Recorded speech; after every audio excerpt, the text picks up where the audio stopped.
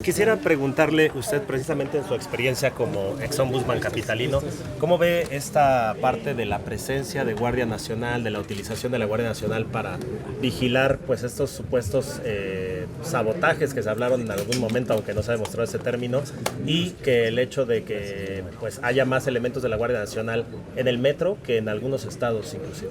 Es un absoluto desatino. Es muy vergonzoso cómo la propia jefa de gobierno se está devorando su historia. Avanzar en la presencia de efectivos militares, porque esos son los que están ahora en la Guardia Nacional en el metro, es un desatino. Hay 6,000 efectivos militares en el metro, ni siquiera en Sinaloa, después de todo lo que pasó con el Culiacanazo y con Ovidio, ni siquiera en Guerrero, ni en Michoacán, ni en Guanajuato. La Guardia Nacional se hizo para proteger a los ciudadanos, para combatir el delito. Y lo que estamos viendo es que lo utilizan para patear migrantes y administrar andenes en el metro. Es una vergüenza. En realidad el sabotaje empieza cuando han decidido a no ejercer el recurso. Hay un muy importante subejercicio de recursos. El sabotaje es ni siquiera dedicar recursos para que las escaleras eléctricas funcionen en el metro. El sabotaje tiene que ver con ni siquiera dar las piezas para que los trenes funcionen. Hay más de 120 trenes que no funcionan porque se han canibalizado. Ponen piezas de uno para otro. Y la denuncia ciudadana es así. La única línea que hicieron se les cayó, fue la línea 12. Son ellos los culpables. Y se les está cayendo a pedazos y ahora se hacen las víctimas. Me parece un absoluto despropósito que ejerzan los recursos y que le destinen recursos de manera eficaz y eficiente. El metro es la columna vertebral de la ciudad, 4 millones de transportes diarios. Que se vaya la jefa de gobierno a 6 de la tarde a Pinos Suárez, que se vaya a Pantitlán y no se esté tomando fotos con guitarras como cuando arden en Roma con Nerón. Es un desatino, la verdad. ¿Y cómo ve la cuestión de los derechos de los usuarios, los derechos humanos, pues ante esta incidencia de accidentes, pues que estaba pronosticada por la falta de recursos, por la falta de mantenimiento, por las fallas que ya estaban registradas? Es la historia de una tragedias anunciadas. La gente lo ha venido diciendo en redes. Es muy complicado que no se proteja a la gente.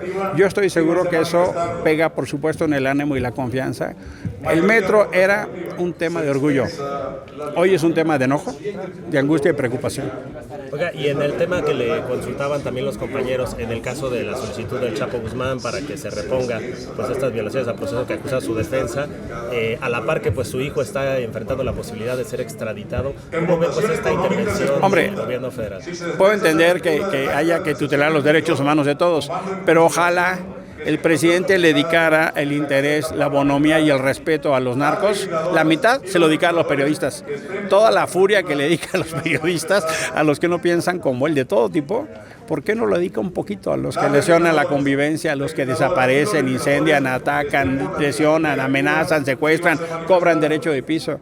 Ahora resulta que el presidente defiende a los narcos y ataca a los periodistas. Ojalá que el presidente dedicara un poquito de la actitud que tiene con los narcos hacia la prensa, hacia la sociedad civil, hacia los ecologistas. Es decir, el presidente ha decidido hacer un nuevo pacto de corrupción e impunidad, solapando el narco y atacando a los que no piensan como él.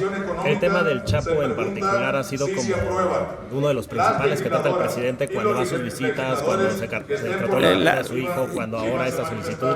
¿Qué le parece como este vínculo de repente que pareciera? Yo claramente creo que hay un pacto. Este gobierno tiene un pacto con el narco y en particular con el Chapo. Los felicita por su comportamiento, pide que no los digan por sus apodos, genera incluso mecanismos donde no se les persigue. Hoy están el ejército que pide su intervención, no puede intervenir. La verdad de las cosas es que hoy el narco, las redes de macrocriminalidad están viviendo un tiempo dorado porque no tienen persecución, y al contrario, tienen protección.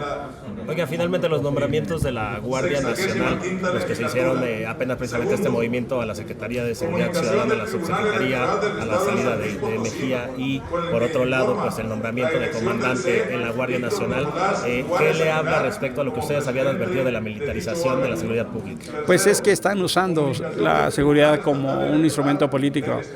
No, es de llamar la atención que el anterior secretario se fue de gobernador. Hoy el subsecretario se va de candidato. Si quedara alguna duda del uso político de la seguridad, ahí lo tienen. Están utilizando esto como una plataforma política y en realidad el problema cada vez es mayor.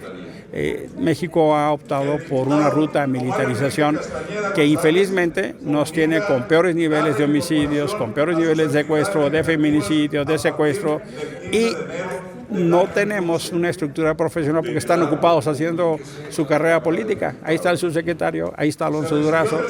Es muy preocupante. La verdad es que esta lógica de utilizar las instituciones de seguridad como plataforma política del gobierno me parece grave. De prosperar la cuestión de las aerolíneas manejadas por la Marina, por la Secretaría de la Defensa Nacional, sería como el broche de oro a la militarización. Es que cada semana, ¿no? Cada semana el presidente nos da nuevos informes de cómo promueve a las Fuerzas Armadas. Cuando este gobierno inició, nos preguntamos cuándo van a regresar a sus cuarteles. Ahora la pregunta es quién les va a quitar el presupuesto que les ha dado el presidente. Hay un nuevo pacto cívico-militar y no cabe duda que López Obrador está gobernando con los militares de la mano, en dinero y en acuerdos políticos. Muchas gracias, que tengan un buen día. Yo nada más quiero preguntarle algo. Ya estamos a estas alturas en su sexenio, ya sabemos cómo estaban las cosas. En materia de derechos humanos, ¿qué quedó pendiente? Porque ya en 8 meses creo que no se va a poder hacer mucho. ¿Qué falta hacer? Hay un caso que es en estos días muy emblemático. Es la desaparición de Ricardo Lagunes y del profesor Antonio Díaz. Ellos son 2 defensores que desaparecieron en Aquila, Michoacán. Ricardo era un abogado que venía trabajando en muchos centros de derechos humanos y el profesor era un líder de esta comunidad. Iban rumbo a Colima y desaparecieron el 15 de enero. El Comité de Naciones Unidas llamó la atención justo del grave problema de desapariciones forzadas en México. Cuando el comité estuvo en noviembre del año pasado, del antepasado, había 95,000 desaparecidos en México. Hoy hay ya casi 110,000. El gobierno mexicano no está entendiendo la dimensión de la drama. En el caso de Ricardo y el profesor Antonio, hay ya toda una exigencia por su aparición, pero así como la desaparición de personas, pasa con los ataques a la prensa, pasa con los asesinatos de defensores del medio ambiente, pasa con los feminicidios. Probablemente la agenda de derechos humanos es una de las que más retraso y regresión están presentando en esta administración. Muchas gracias. Muchas gracias, que tengan muy buen día.